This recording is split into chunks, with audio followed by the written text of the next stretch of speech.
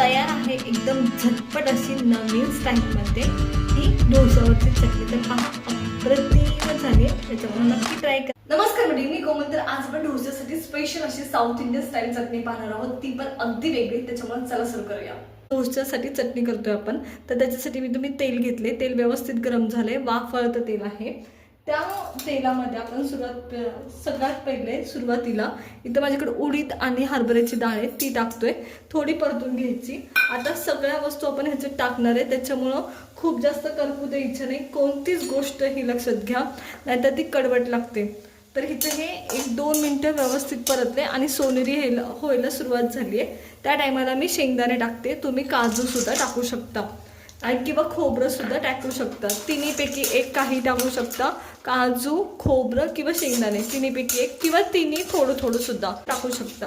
तर हे परतून घ्यायचं व्यवस्थित. शेंगदाणे आणि डाळी व्यवस्थित परतल्या त्या टायमाला ह्याच्यात काश्मीरी लाल मिरची टाकतीये, जी तडक्यासाठी वापरतो ती पण परतून घ्यायची. करपू द्यायचं नाही वस्तू कोणतीच, मी आधी सांगितलं तसं.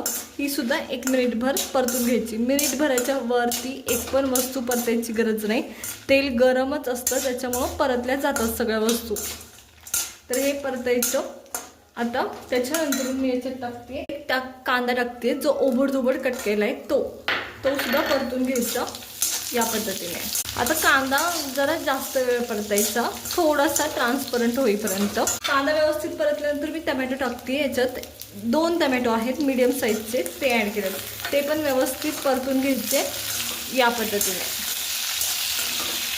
आता टमॅटो टाकले ना, टमॅटो आपल्याला लवकर शिजले पाहिजे, कारण खाली डाळी वगैरे आहेत, त्या खराब नाही झाल्या पाहिजे. त्याच्यामुळं मीठ टाकायचं, जेणेकरून टमॅटो लवकर शिजतात. मीठ ॲड करते जेणेकरून टमॅटो लवकर शिजलं पाहिजे.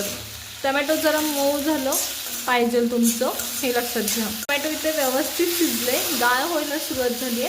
त्या टायमाला गॅस बंद करून टाकायचा आणि सरळ त्याच्यात आता इथं मी कोथिंबीर घेतली आहे, पण या कोथिंबीरमध्ये देठ जास्त आहेत, किंवा फक्त देठ वापरली कोथिंबीरची तरी चालतील. आणि त्याच्यानंतर पुदिना हे आता थंड करून घ्यायचं सगळं व्यवस्थित. गरज वाटली, टमॅटो खूप जास्त आंबट नसेल तर थोडी चिंच पण ॲड करू शकता. ही चिंच ॲड करते आणि पहा थोडीच केली आहे, टमॅटोमध्ये पण आंबटपणा असतो त्याच्यामुळं. तर हे आता थंड होऊ द्यायचं व्यवस्थित. मगाचं मिश्रण आपलं नाही का थंड झालंय, ते नाही का मिक्सरमध्ये काढून घ्यायचं. गरज असेल तर मीठ ॲड करायचं व्यवस्थित गरजेनुसार, आणि जरासा गोडपणा आवडत असेल तर थोडीशी साखर ॲड करायची. तर आता हे मी मिक्सरमधून वाटून घेते बारीक सगळं. आधी ह्याच्यात काढून साहित्य हे लक्षात घ्या. आणि मी कोथिंबीर आणि पुदिना मिक्स केला नाही, तो तसाच वरती ठेवला होता. तर चला मी हे सगळं मिक्सरमधून वाटून घेते पटकनी. पहा इथं मी हे वाटून घेतलंय. ओबडधोबड वाटायचं, खूप बारीक वाटण्याची पण गरज नाही. आणि तुम्हाला गरजेनुसार तुम्ही पाणी सुद्धा याच्यात ॲडजस्ट करू शकता. आता मी खूप जास्त पाणी ॲड करणार नाही याच्यात, हे असंच ठेवणार आहे. तुम्हाला हवं असेल तर नक्की करा. इडली सोबत खायचं असेल तर तुम्हाला पाणी ॲड करावं लागेल, त्याला म्हणजे पातळ जेवढं करावं लागेल. तर चला आता तडका बनवून घेऊया.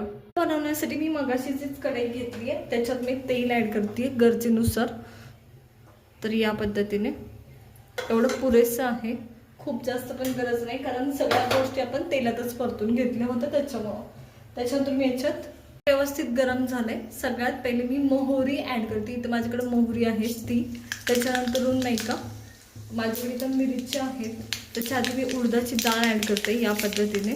त्याच्यानंतर माझ्याकडे इथं मिरच्या आहेत तडक्याच्या, ते ॲड करते. कढीपत्त्याची पान, आणि हा आपला तडका तयार आहे. चटणी काढताना त्याच्यावर टाकायचा, किंवा चटणी झाल्या त्याच्यावर ॲड केला तरी चालेल. इथं चटणी साईडला काढून घेते. मी आधीच सांगितलं की मी थिक ठेवली आहे, पण तुम्हाला हवी असेल तर तुम्ही पातळ करू शकता. तर पहा या पद्धतीने मी ही काढून घेते आणि फार अप्रतिम होते, त्याच्यामुळे नक्की ट्राय करा. तयार आहे एकदम झटपट अशी नवीन स्टाईलमध्ये ही डोशावरची चटणी. तर पहा अप्रतिम झाली आहे, त्याच्यामुळे नक्की ट्राय करा. आवडली असेल तर लाईक करा, शेअर करा आणि सबस्क्राईब करा.